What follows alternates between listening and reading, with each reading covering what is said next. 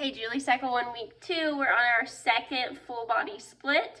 We're going to start with some melt and release technique of our pelvic floor. So this is your bottom, right? The bottom of you.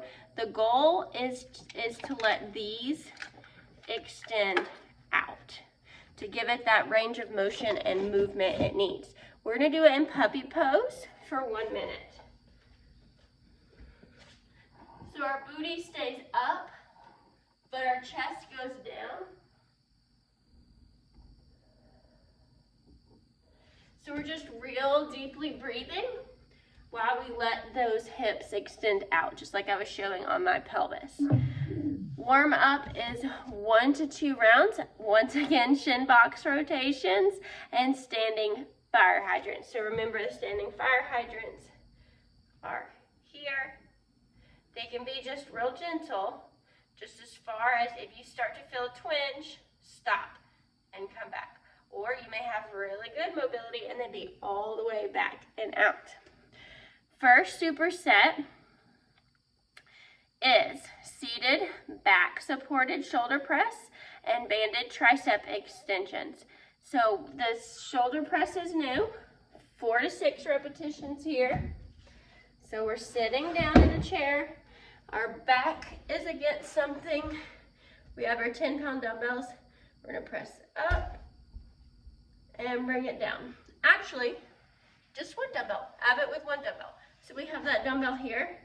We press up and back down. That's paired with that tricep extension, same as last week. I don't know if you got to that one, but we just have our band up higher on a door frame. And we're just going to extend that band down and bring it back up. Extend the band down and bring it back up.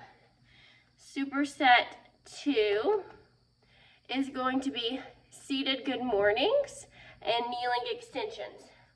On the seated good mornings, you're doing 4 to 6. We have wide knees. I want my belly button to point towards the floor.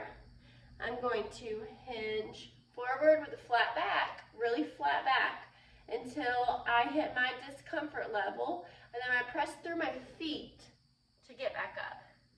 So hinge forward, my feet do the work, not my arms. Pressing up. That's paired with kneeling extensions.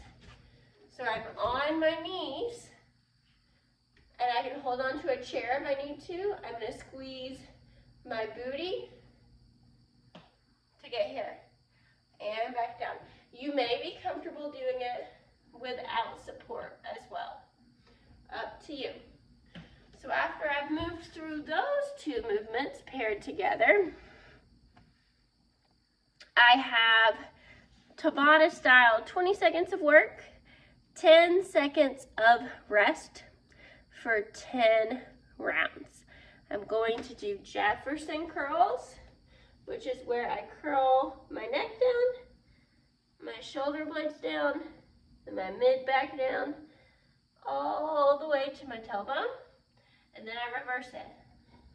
Curling it from my tailbone, mid-back, shoulder, neck goes up.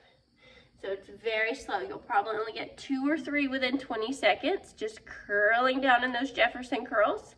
And then the next piece of that Tabata is prone head lifts. So I'm going to lay on the floor. All I'm going to do is lift my head and lower it down. Lift my head, lower it down. I can use my hands to help me a little bit. If you're doing it, maybe your floor is not carpeted, or maybe you're using a gym like me, you do want to be face down, so put a towel or something underneath you to be clean. Try not to have your head on the side, so floor is right here on the face. 10 breaths of accessory work. Tap nasal breathing. This one's interesting, but it triggers our our nervous system. Think of how we pat babies' bottoms to chill them down, right? There's a reason behind that. So we're breathing through our nose for 10 real long deep breaths. Each breath, we move down our body. We can stand or sit. So we start by tapping our head, then our shoulders as we breathe. We can do our chest. We can do our belly or our back, our hips, knees, shins, feet. So there's not specific points I want you to hit per se. I just want you to go from head to toe. 10 deep nasal breaths. Every time you finish exhaling, move body parts. It seems silly, but I promise it's very calming.